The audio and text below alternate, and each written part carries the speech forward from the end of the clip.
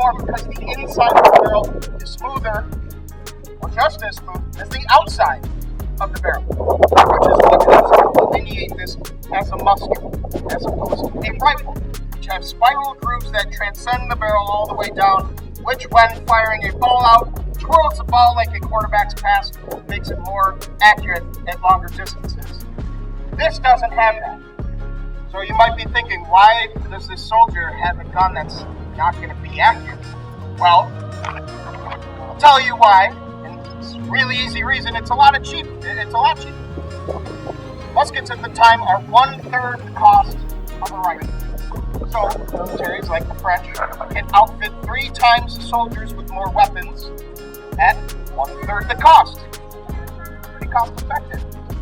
Not only that, it leads to the tactics that we see at the time, where soldiers are firing and standing in the big long lines, shooting at another line of soldiers 100 or so yards across the field. That's why they're doing that, because these weapons are so inaccurate. You're standing in a big long line, shooting in a big long line. Someone is bound to hit something. So, speaking of hitting something and shooting something, let's get into the details. So, how the weapon should work. When I pull the trigger, this piece of flint right here should fly forward, striking the steel plate, sending it flying forward, and also creating sparks. Those sparks should fall into this little pan right here inside of the line, which should create a fire because it's filled with gunpowder. That fire should fly through a small hole in the side of the weapon barrel here, should connect to another powder charge inside the barrel, which in turn will send a musket ball flying towards my enemy. Now, that's all well and good, but because the entire mechanism of the weapon is on the outside, on a day like today where it's muggy, probably not going to work on the first try.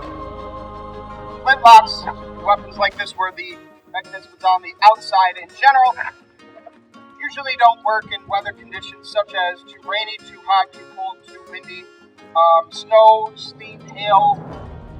Saturdays aren't great, but we'll give it a shot. So, in the fire and command, the first thing I'm going to do is reach into my cartridge box and pull out a cartridge.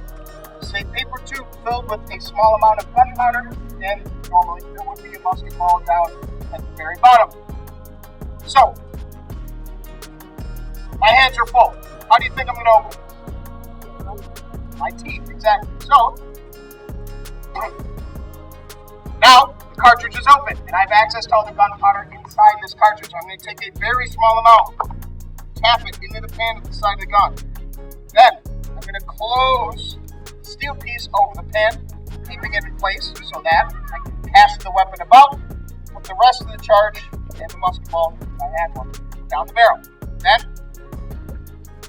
tap the rest of the paper, remove the rammer, ram the whole charge all the way down to the bottom, give it a couple of taps for good luck, turn rammer, and now the weapon is ready to fire.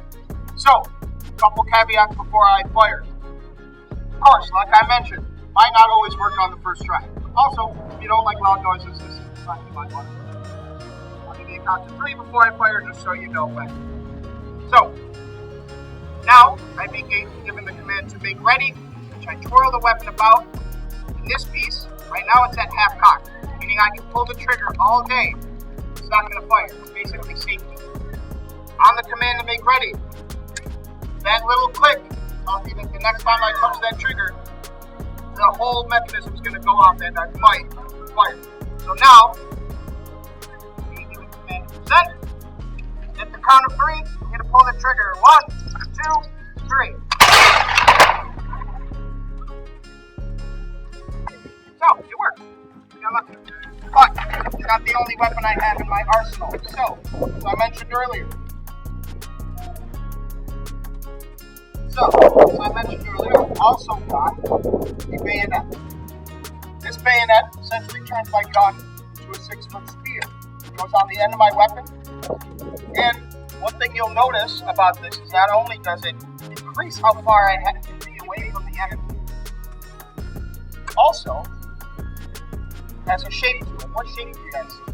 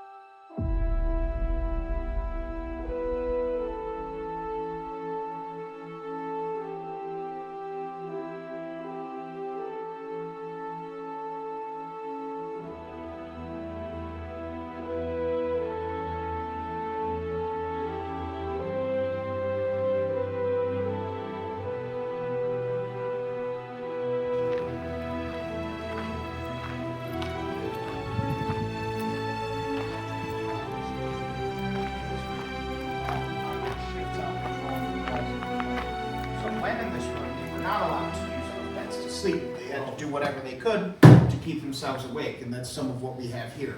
Cards, dice, gambling, reading if they were able, eating, shaving, grooming themselves, sewing kits for repairing their uniforms. This is a button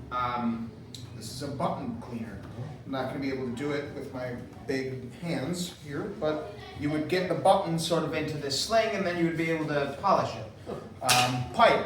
They were able to smoke. They actually got a ration of tobacco. And these other tools are sort of to clean not only themselves, but their uniforms and their guns as well. So they did all these things in hopes of staying awake.